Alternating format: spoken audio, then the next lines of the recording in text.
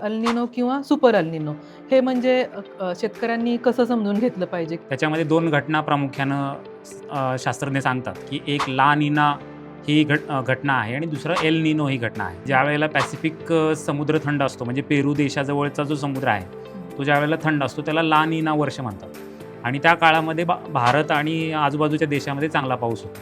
की El Nino म्हणजे जी ह्या वर्षी आपल्याला बघायला मिळतो आहे, त्याचा अर्थ आहे की एक वॉर्म चाइल्ड, ज्याला मराठीमध्ये जर आपण विचार केला, थोडंसं आपण म्हणू तापट मुलगा अशा पद्धतीचा त्याचा अर्थ होतो. आणि ला नीना म्हणजे थोडंसं शांत स्वभावाचं मुलगी, अशा पद्धतीचं त्याचं कन्व्हर्जन आहे खरं तर. पण त्याचा परिणाम हा आपल्या पूर्ण मौसमी वाऱ्यांवर होतो आणि आपल्याकडे जे नैऋत्य मोसमी वारे येतात आणि ज्याच्यातनं आपल्याला पाऊस मिळतो, तो पाऊस हा आपल्याकडे न येता दुसऱ्या देशांकडे डायव्हर्ट झालेला आहे. आणि त्यामुळं अपेक्षित जे आपण म्हणतो की 31 मेला केरळच्या किनारपट्टीवर पाऊस यायला पाहिजे, 5 जून ते 7 जूनच्या दरम्यान मुंबईला पाऊस यायला पाहिजे आणि 12 जूनपर्यंत पुण्याला पाऊस यायला पाहिजे. हे जे ॲव्हरेज तारखा आहेत, त्या तारखा आपल्याला बघायला मिळत नाही आहेत. हा सुपर एल नीनो आहे. म्हणजे मागच्या 10 वर्षातल्या तीव्रतेपेक्षा सगळ्यात जास्त तीव्रता त्याची आहे. त्याच्यामुळं आपल्याकडे पाऊस नक्कीच उशिरा येतो आहे आणि यावर्षी काही खात्री नाही आहे की तो किती प्रमाणात शेतकऱ्यांना मिळणार आहे आणि त्या पद्धतीनं दुष्परिणाम बघायला मिळणार आहेत.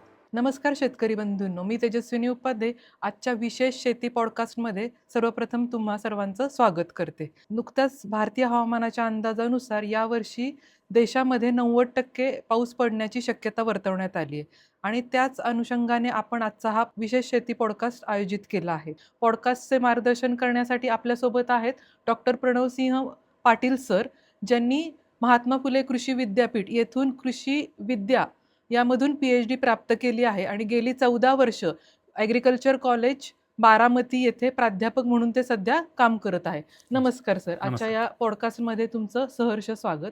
जसं मी म्हणल्याप्रमाणे की मेट्रोलॉजिकल डिपार्टमेंट म्हणजे भारतीय हवामान विभागाने 90% सरासरीच्या पाऊस पडण्याची शक्यता वर्तवण्यात आली आहे. पण हा जूनमध्ये जो पाऊस लांबलेला आहे त्याचं मुख्य कारण काय आहे? तसं बघायला गेलं तर दरवर्षी हवामान अंदाज भारतीय मौसम विभाग देत असतो आणि यावर्षी चिंतेचं कारण असं आहे की 100%पेक्षा कमी पाऊस पडणार असा अंदाज दिलेला आहे. आणि त्याचं कारण त्याचं विश्लेषण हे एल नीनो ह्या विषयाकडे आपल्याला घेऊन जातं. तसं बघायला गेलं तर जगाचं सगळं जे हवामान आहे ते एकमेकांशी जोडलं गेलेलं आहे. पॅसिफिक समुद्रामध्ये काय वातावरण आहे त्याचा परिणाम इतर ठिकाणी सुद्धा होतो. त्याच्यामध्ये 2 घटना प्रामुख्यानं शास्त्रज्ञ सांगतात, की एक ला नीना ही घटना आहे आणि दुसरं एल नीनो ही घटना आहे.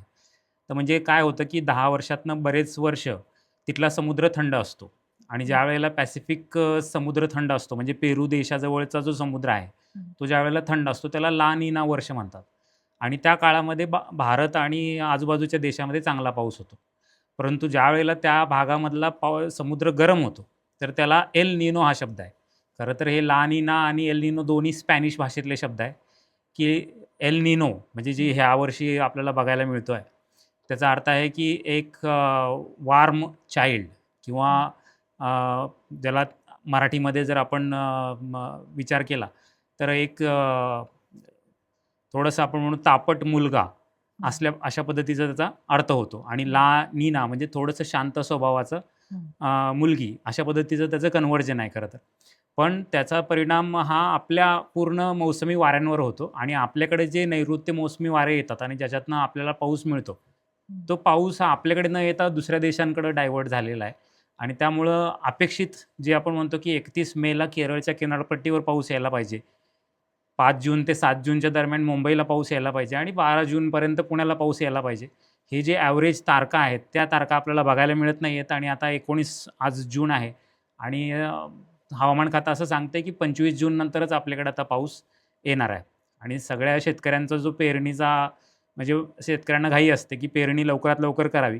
कारण जर लवकरात लवकर पेरणी झाली तर त्यांना त्या पिकाला जास्त वेळ मिळतो आणि मग पुढे रब्बी हंगामसुद्धा त्यांना चांगल्या पद्धतीने घेता येतो. तर हे महिना असाच जातोय की काय, अशा पद्धतीची चिंता ह्या एल नीनोमुळं किंवा सुपर एल नीनो म्हणायला सुद्धा हरकत नाही. शास्त्रज्ञ सांगतायत की जेवढी तीव्रता एल नीनोची असते, त्याच्यामुळं बऱ्याच वेळेला 50-50% पावसाची शक्यता होते. पण यावर्षीचा एल नीनो तसा नाही आहे. हा सुपर एल नीनो आहे. म्हणजे मागच्या 10 वर्षातल्या तीव्रतेपेक्षा सगळ्यात जास्त तीव्रता त्याची आहे.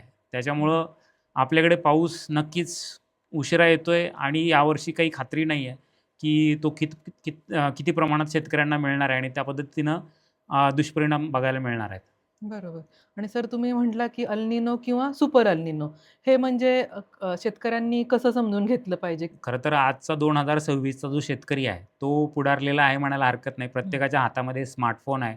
सगळे जे तज्ञ आहेत आता YouTubeवर, Facebookवर वगैरे सगळे अवेलेबल आहेत. आणि आपण बघतोय की आज महाराष्ट्र शासन सुद्धा वेळोवेळी त्यांना मार्गदर्शन मोबाईलवरती करतच आहे. शास्त्रीय संकल्पनेमध्ये जास्त घुसण्यापेक्षा हं. शासन काय मार्गदर्शन करतंय किंवा तज्ञ काय मार्गदर्शन करतायत त्याच्याकडे लक्ष देऊन जर आपण शेतीमध्ये थोडेसे बदल केले, चांगल्या पद्धतीनं आपण त्यातनं बाहेर पडू शकतो असं म्हणायला हरकत नाही. हं, हं. मला एवढंच सांगायला आवडेल की पाऊस ज्यावेळेला अंदाज दिलेले 90% पाऊस होणार आहे. परंतु त्याचं जे मार्गक्रमण आहे ते कोणत्या जिल्ह्यात किती टक्के होईल हे हं. सांगता येत नाही आपल्याला. हं. तुमच्या बाजूला महाबळेश्वरसारखं ठिकाण असेल तर तिथे जास्त पाऊस नेहमी होतो. तिथे एवढा काही झळ पोहोचणार नाही. हं. परंतु मराठवाडा आणि विदर्भामध्ये जास्त झळ पोहोचेल कारण तिथे कुठली पर्वत आजूबाजूला नाही आहेत. तर तिथं पाऊस ढगं अडवण्यासारखं गोष्ट नाही आहे. तर तिथल्या शेतकऱ्यांना जास्त झळ पोहोचेल. दुसरं ज्या ठिकाणी मुरमाड माती आहे किंवा हं. मातीला जास्त खोली नाही, हं. तर तिथं पाऊस टिकून राहत नाही. तर त्या ठिकाणी जास्त त्रास जाणवेल शेतकऱ्यांना आणि बाकी ठिकाणी थोडासा कमी त्रास जाणवेल. म्हणजे अजूनही सांगता येत नाही की कोणत्या जिल्ह्याला किती फरक पडेल. हं. परंतु कुठं ना कुठं जास्त त्रास आहे हं. आणि काही ठिकाणी आपल्याला बऱ्यापैकी पाऊस पण होणार आहे. अल निनो किंवा हा जागतिक जो घटक आहे, त्याचा शेतीवर कसा परिणाम होईल? खरं तर भारताची जी शेती आहे ती पावसाच्या पाण्यावरच अवलंबून आहे आणि याच्यामध्ये आपण असं बघतो, की पाऊस हा खूप लहरी आहे. असं एक शेतीबद्दल म्हटलं जातं, की भारतामध्ये शेती करणं हे एक जुगार खेळण्यासारखं आहे. कारण पाऊस आला तर शेत पिकलं किंवा पीक आलं आणि त्याच्यातनं मग भरभराट झाली. नाही तर मग काही नाही. मग बघायला गेलं तर त्याच्यामध्ये पण पावसाचा अनेक प्रकारचा लहरीपणा असतो. एक, पाऊस सुरू झाला, वेळेवर आला, शेतकऱ्यांनी पेरणी केली आणि नंतर बंद झाला. तो एक लहरीपणा आहे. दुसरा, पाऊस मध्ये-मध्ये मोठ्या प्रकारचे खंड पाडतो. तो एक लहरीपणा आहे. आणि तिसरा, पाऊस वेळेवर आला. सुरुवातीला 1-2 महिने चांगला पाऊस झाला आणि नेमकं ज्यावेळेला दाणे भरायचा काळ आहे, ज्यावेळेला फुलोरा अवस्थेमध्ये पिकाला सगळ्यात जास्त पाण्याची गरज आहे, त्यावेळेला पाऊस निघून जाणे. अशा पद्धतीचा लहरीपणा आपण पावसाचा बघतो. आणि ह्या सगळ्या लहरीपणामध्ये कमी पाऊस येणं हा एक आता घटक तुम्ही यावर्षी त्याच्यामध्ये आपण म्हणू की भर पडलेली आहे. म्हणजे हा लहरीपणा तर असणारच आहे, हं. पण कमी पाऊस येणार आहे. हं. आणि या सगळ्या दृष्टिकोनातनं पिकाला पाण्याचा जर ताण जाणवला, आपलं जे उत्पादन आहे त्याच्यावरती परिणाम होणार आहे आणि उत्पादन कमी येणार आहे. मग याच्यामध्ये काही शेतकऱ्यांकडं इतर काही जर पण विहीर असेल किंवा तलाव असेल, संरक्षित पाणी त्याला म्हणू आपण, की अशा वेळेला ते संरक्षित पाणी देऊ शकतात आणि पिकाला वाचवू शकतात.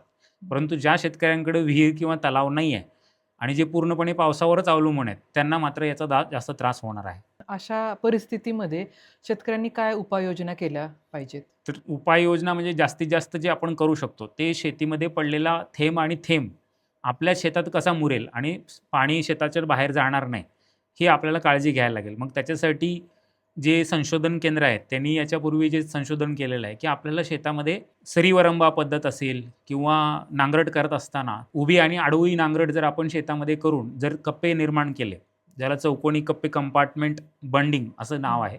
हं. तर मग पडलेला पाऊस त्या चौकोनामध्ये साचेल आणि तिथंच मुरेल.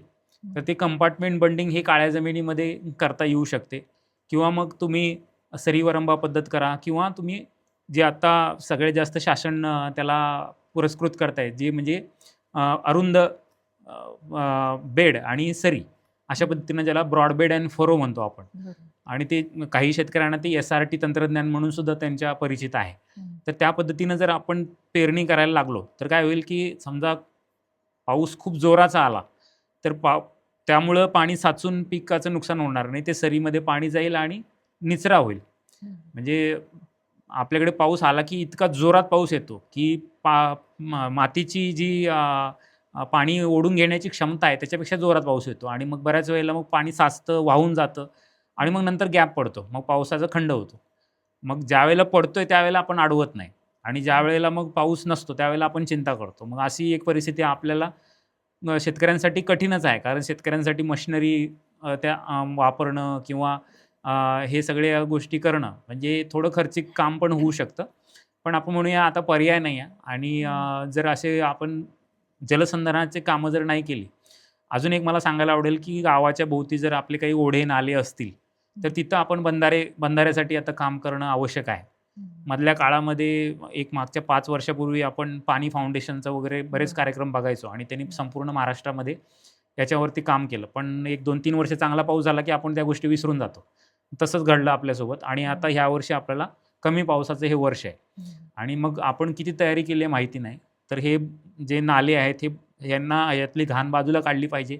त्याच्यावरती बांध घातले पाहिजे आणि मग ते पाणी अडवलं पाहिजे. जेवढं पाणी अडवू आपण तेवढं पाणी जिरेल. तेवढं पाणी जिरलेलं आपल्याच विहिरीला, आपल्याच बोरवेलला पाणी वाढेल.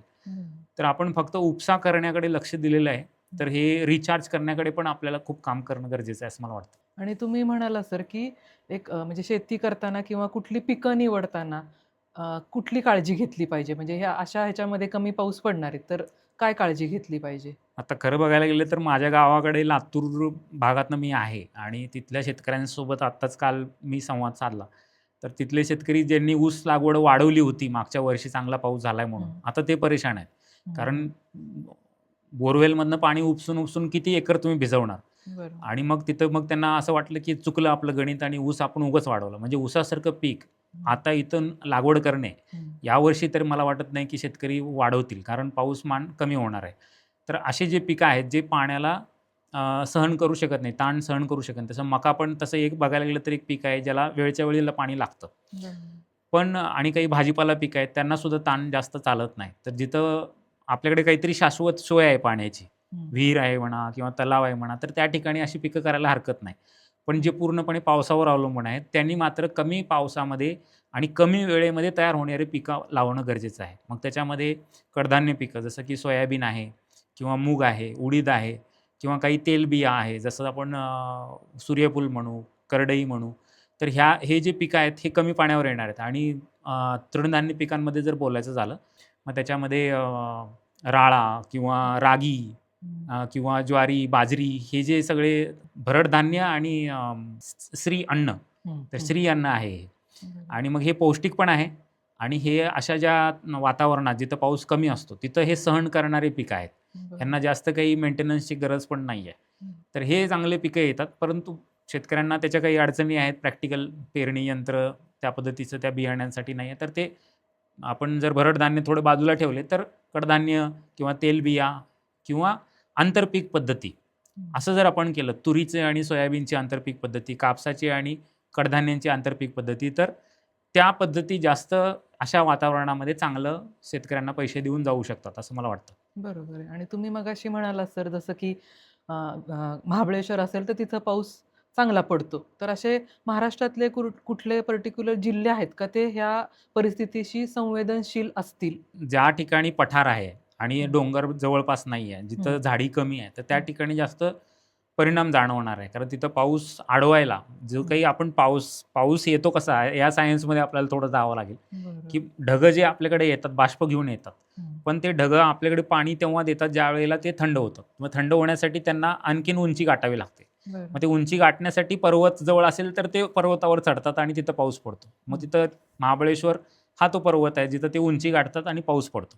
लोणावळ्याजवळ जर बघायला गेलो आपण, तिथं तो पर्वत आहे किंवा ते टेकडी आहे. तर तिथं ते पर्वतावरती ती बाष्प ढगं घेऊन गेले की तिथं पाऊस पडतो.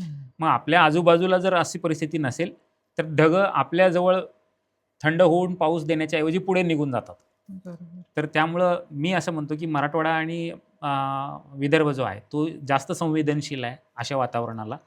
आणि इकडं जे सह्याद्रीचा जो घाट आहे, तो कमी संवेदनशील आहे. तिथं बऱ्यापैकी पाऊस होईलच असं माझा अंदाज आहे. तुम्ही म्हटल्याप्रमाणे अपेक्षित आता हवामान विभागाच्या अंदाजानुसार 24-25 नंतर पाऊस येण्याचं अपेक्षित, म्हणजे त्यांनी तसं काय म्हणतात, अंदाज दिलेला आहे. तर समजा जर पेरणी योग्य पाऊस झाला आणि शेतकऱ्यांनी पेरणी केली, पण नंतर परत गॅप झाला पावसामध्ये, तर तेव्हा कसं नियोजन केलं पाहिजे? आता याच्यामध्ये विषय असा आहे, की बरेच शेतकरी पेरणीची घाई करतात. आता त्यांचा अनुभवानुसार ते करतात.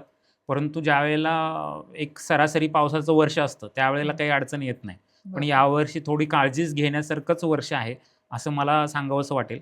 कारण जर बघायला गेलो आपण कोरडवाहू शेतीमध्ये पाऊसाची जी जमिनीची जी ओल आहे ती ओल निर्माण झाल्याशिवाय पावसाच्या भरोशावर जर आपण पेरणी करून बसलो आणि मग एक पाऊस झाला आणि आपण पेरणीचं बिया पेरलेले आहे, त्यासोबत आपण खत पण दिलेलं आहे, खर्च केलेला आहे थोडक्यात, आणि नंतर पावसाने गॅप दिला तर ते बी उगवून येईल, पण त्याला मग नंतर आधार नसणार आहे पाण्याचा. मग दुबार पेरणीची वेळ येईल. म्हणून सरकार वारंवार सांगतंय की पेरणीची घाई करू नका. म्हणजे थोडक्यात काय आहे की तुमच्याकडे आता मोबाईलवरती सगळा डेटा आहे की तुमच्याकडे पाऊस आला समजा, तर तुमच्या जिल्ह्यामध्ये किती मिलीमीटर पाऊस झाला हे बघितलं पाहिजे आपण. आणि जर समजा असे पावसाचे 2-4 दिवस झाले चांगले, किती सेंटीमीटरची खोली झाली हे शेतकरी आपल्या अनुभवातनं शेतामध्ये बघू शकतात. नाही तर एक 75 ते 100 मिलीमीटरच्या जवळपास पाऊस झाल्यानंतर बऱ्यापैकी ओल निर्माण होते आणि नंतर ती ओल जी आहे ती 15-20 दिवस पुढच्या पाऊस येईपर्यंत टिकून राहते असं म्हणायला हरकत नाही. काळ्या जमिनीचं आपण चर्चा करतो. मग अशीही जर ओल निर्माण झाली असेल तर मग पेरणी करायला हरकत नाही. मात्र एखादा पाऊस झालाय म्हणून पेरणी करणं तर हे जास्त रिस्की होऊ शकतं आणि त्याच्यामध्ये पुन्हा दुबार पेरणीचं संकट शेतकऱ्यावर येऊ शकतं. आणि पेरणी झाली, आपण म्हणू की ओलावा निर्माण झाला आणि पेरणी केली आणि नंतर जर गॅप आला, तर मात्र मग त्या ठिकाणी आपल्याला काही अजून उपाययोजना करायला लागतील. जसं की जे क्रीडा नावाचं संशोधन केंद्र आहे, central research institute for dryland agriculture, हे हैदराबादचं संशोधन केंद्र आहे, जे की अशा कोरडवाहू शेतीवरच संशोधन करतं. त्यांचे काही संशोधनाचे मुद्दे आपल्याला वापरायला लागतील, की मध्ये-मध्ये आपण जर मशागत केली, म्हणजे त्याला आपण कोळपणी म्हणतो. तर ते कोळपणी जर केली तर काय होतं, की जमिनीचा वरचा थर आणि खालचा थरामध्ये फट पडते आणि त्यामुळे काय होतं, वरचीच माती थोडी कोरडी होते, खालचा ओलावा तसाच टिकून राहतो. मग पूर्वी आपले शेतकरी हे करायचे, ज्यावेळेला बैलांच्या साहाय्याने आपण शेती करायचो, त्यावेळेला हे ज्वारीमध्ये वगैरे किंवा अशा पद्धतीनं कोळपणी केले जायचे आणि त्याच्यामुळं काय पाणी टिकून राहायचं, तण पण निघायचं. त्याच्यामुळं दुहेरी फायदा होतो. तण पण निघून जातं आणि पाणी पण टिकून राहतं. तर कमीत कमी तण आपल्या शेतामध्ये असावं यावर्षी, कारण तण आपलं पाणी घेऊन जाणार आहे. त्यासाठी तुम्ही पेरणीच्या वेळेला जर तणनाशक पेरणी नंतर लगेच 1-2 दिवसात फवारायचं तणनाशक जर वापरलं तर कमीत कमी तण आपल्या शेतामध्ये येईल.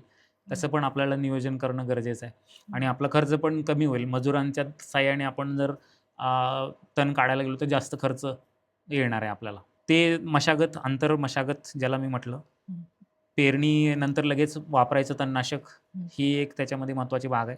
आणि गॅप पडल्यानंतर जर समजा आपल्याला असं दिसायला लागलं, की पीक आपलं थोडंसं एवढं जोमदार पद्धतीनं वाढत नाही आणि नंतर पाऊस आला, तर मग आपण त्याच्यावरती 1% 2% युरिया मिक्स करून आपण पावसानंतर, पुढच्या पावसानंतर त्याच्यावरती जर फवारणी केली, तर जे काही त्याची वाढ थांबलेली आहे, ती पुन्हा वाढ सुरू होऊ शकते.